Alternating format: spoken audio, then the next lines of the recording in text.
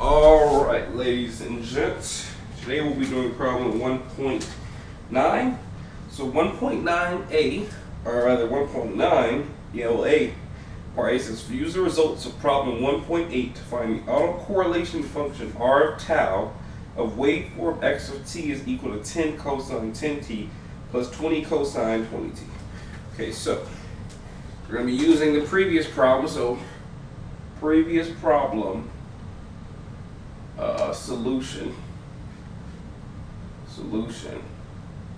That's problem 1.8.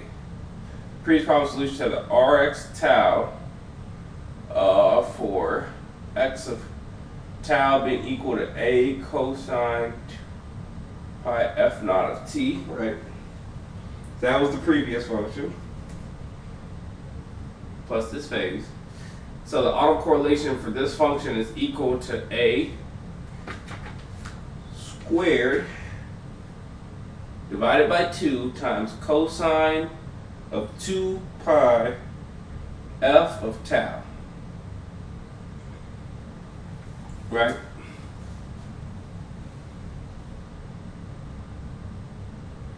Two pi f of tau. Okay, so what we end up here, so this is what we know from the last problem. And now what they're asking us to do is they say solve for R of tau for a new x of t. So this should be x of t here. I'm so silly. Our new x of t is 10 cosine 10t plus 20 cosine 20t.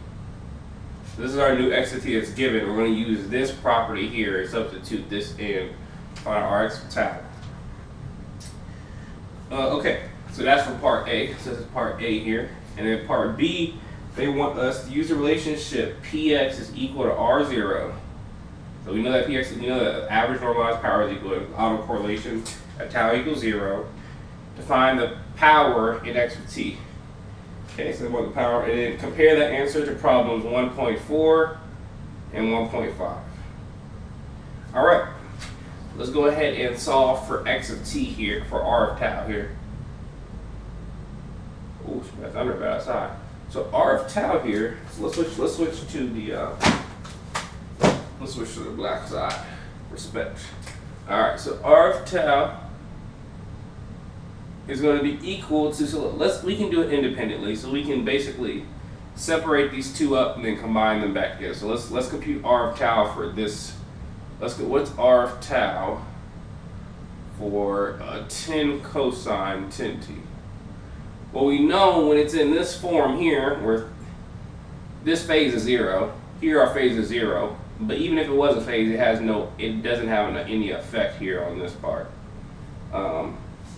So, what we know is our result when we take the autocorrelation of this x of t when it's in this form, we have it in this form, it's going to be a squared divided by 2 times cosine 2 pi f naught of t.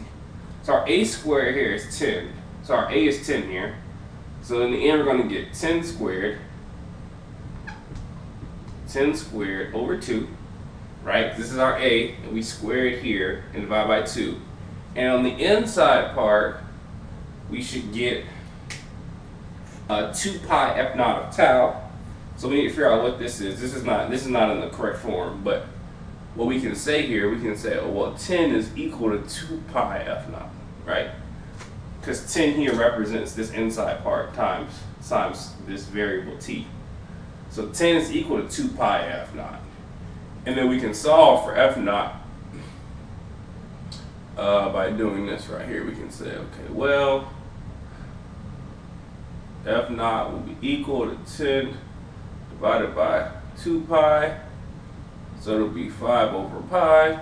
So we got 5 over pi t. Okay? And then now we got to find the autocorrelation for 20. Let's find autocorrelation for this part. 20 cosine 20t. So for this one, our a is 20, so it'll be 20 squared over 2 and then it'll be cosine, and then we define what this is on the inside. So 2 pi f is equal to 20. So then f will be equal, and I used f naught, so let me stay consistent. F naught here will be equal to 20 divided by 2 pi, which is equal to 10 over pi. So this will be 10 over pi times t, right? And now what we can do is combine them back together, because there's addition with it. There's multiplication, we wouldn't be able to do it. There's addition between the two. It's kind of like how you have two integrals. You have addition between the two. Well, Rx of tau is addition here. And so let me just show that real quick to show you why I separated them. Basically and I'll show it down here actually. So when you have two functions being integrated, so let's say x1 plus x2, you can separate them as a separate integral, so you get x1 and then plus the integral of x2. Remember, the autocorrelation function is an integral itself. It's an integral of a function multiplied by a time-shifted version of that function. So basically what we do, we separated this out. So we have Rx of 1 of tau plus Rx of 2 of tau. That'll give us our final result, which we'll call Rx3. And Rx3 is the result of taking these two convolutions separately and adding them back together. And so here, we did make one little mistake here. This needs to be tau now, so this is tau. These are all tau. Okay, and now what we're going to do is combine them back together. So our final result, Rx of 3, which we've named, we're going to call this one Rx2, this one Rx1. So we're going to add these together. So we end up with 10 squared, so that's 100. So 100 over 2, which is 50, cosine 5 pi tau plus 20 squared is 400, divided by 2 is 200. So 200 times cosine of 10 over pi, 10 over pi tau. Right, so that's our final Rx. This is our final Rx of 3 right here. And that answers this question. So solve for Rx of tau. That's what we just solved here.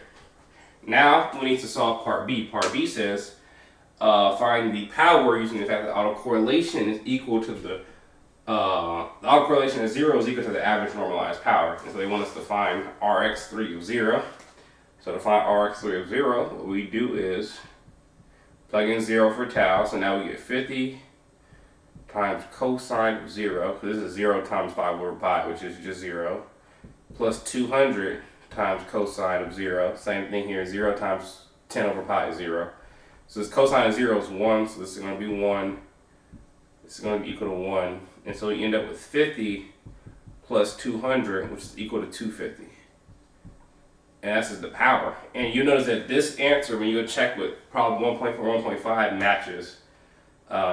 It matches the answer we got for 1.4, 1.5. And so this shows that there are many ways to compute the power for a function here, and this was another way to do it, go about doing it. We just used the generic form of Rx of tau for sinusoid, which is cosine here, and then we plugged in our x of t, and we transformed it to autocorrelation, and we solved the power plugging 0 for the autocorrelation. So this is a simple way to do it, and it gets you the right answer. So check, that's right.